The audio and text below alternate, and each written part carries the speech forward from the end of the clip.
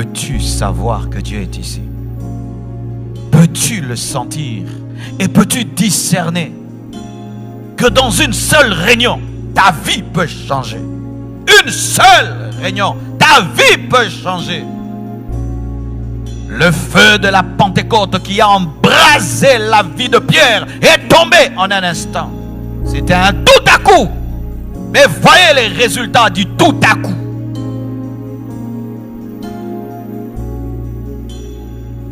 Voyez le résultat de ce tout à coup.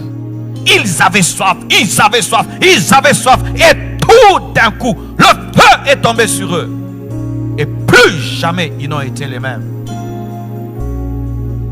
Mes frères, nous sommes en train de parler du réveil de Boston.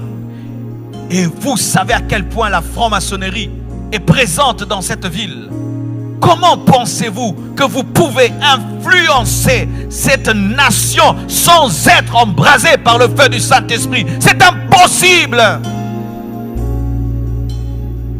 Jésus n'a pas envoyé des religieux gagner les extrémités de la terre. Il a envoyé des hommes embrasés, des hommes enflammés, des hommes revêtus de puissance. Mais ces hommes avaient payé le prix de la chambre haute. Ils avaient payé le prix de la chambre haute. J'aimerais un peu te parler de la chambre haute. Des fois que vous nous voyez ici, c'est beau, il y a des lumières.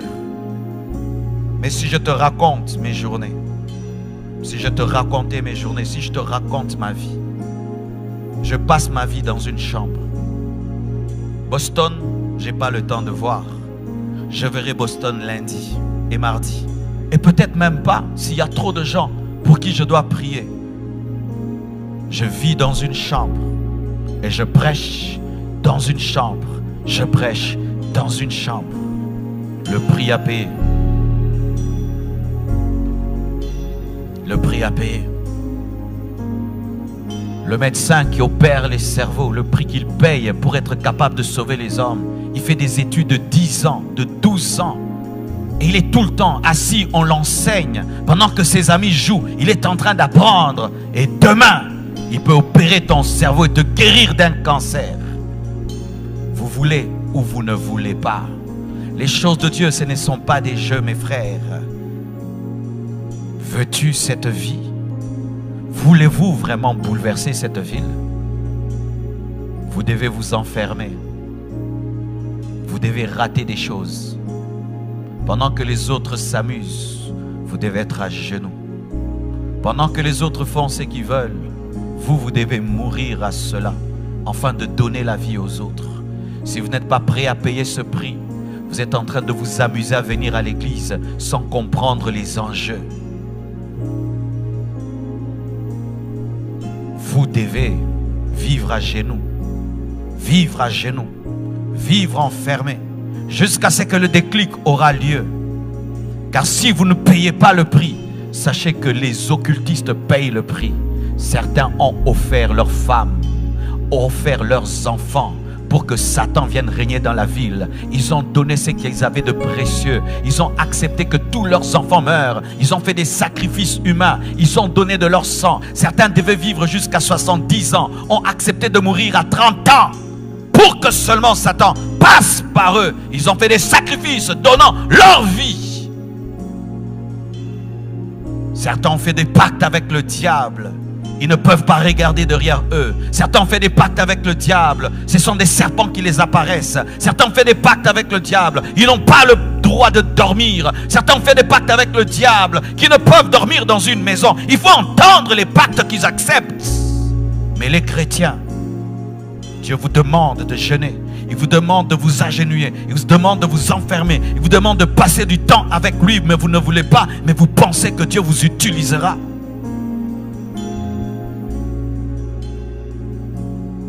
C'est pourquoi chaque fois que quelqu'un me dit « Je veux ton onction », je ne crois plus en cela. Tu ne peux pas avoir l'onction d'un homme de Dieu. Je vais t'aider à avoir ton onction. Parce que si tu dois avoir mon onction, tu dois avoir mon histoire.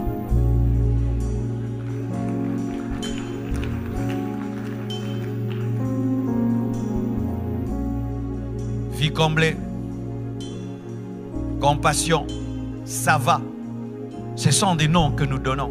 Mais tous nous devons payer le même prix. Vous voulez cette ville? Vous devez aller la prendre. Vous devez aller la chercher au sommet de la montagne. Vous devez vous consacrer. Ne pensons pas qu'en parlant tout le temps, critiquant les païens, nous allons les convertir. Dans la chambre haute, on ne critique pas les païens. On attend le feu du Saint-Esprit. Ne pensez pas qu'en passant vos temps devant la télévision du matin au soir, tout le temps sur Facebook, tout le temps sur WhatsApp, vous amènerez un réveil. Vous devez mettre vos téléphones de côté. Et ça, Dieu m'a dit, vos téléphones de côté. Éteindre vos téléphones pour prier, chercher Dieu. Vous devez mettre vos téléphones de côté pour chercher Dieu. Vous devez vous déconnecter pour chercher Dieu. Vous devez éteindre vos téléphones pour chercher Dieu. Vous devez pendant un temps oublier que la technologie existe pour chercher Dieu. Mais tant que vous serez tout le temps connecté, tout le temps disponible, vous serez indisponible à la voix de l'Esprit. Car lorsque Dieu voudra vous parler, vous serez en train de parler à quelqu'un. Voulez-vous ou vous ne voulez pas? Ce monde n'a pas encore vu ce que Dieu peut faire au travers d'un homme qui s'abandonne totalement à lui. Le monde n'a pas encore vu ce que Dieu peut faire au travers d'un homme qui s'abandonne totalement à lui. Si aujourd'hui tu t'offres à Dieu comme un sacrifice vivant et tu montes sur l'autel de la croix, il va te consumer par le feu du Saint-Esprit et de là sortira un puissant serviteur de Dieu. Oh mes frères et sœurs, prenez au sérieux ce que je dis. Je suis venu dans des réunions comme ceci. J'étais un enfant et pendant que le prédicateur prêchait, il y avait des adultes dans la salle. Et l'Esprit de Dieu me disait, il te parle à toi. Je disais, moi, mais il y a tellement de gens plus intelligents, plus capables que tu peux utiliser. Dieu me disait, c'est à toi que je parle. Et si pendant que je parle, tu entends l'Esprit te dire que c'est toi, il s'agit de toi.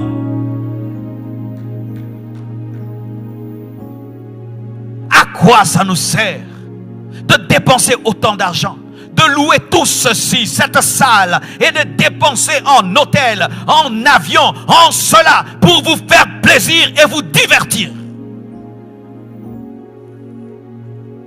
Et vous divertir.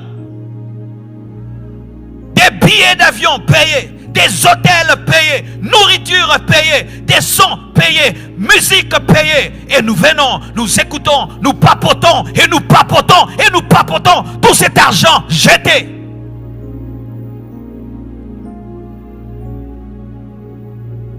Si cette conférence n'engendre pas, ne fût-ce qu'un homme embrasé, nous avons échoué. Il fallait que je reste au Congo.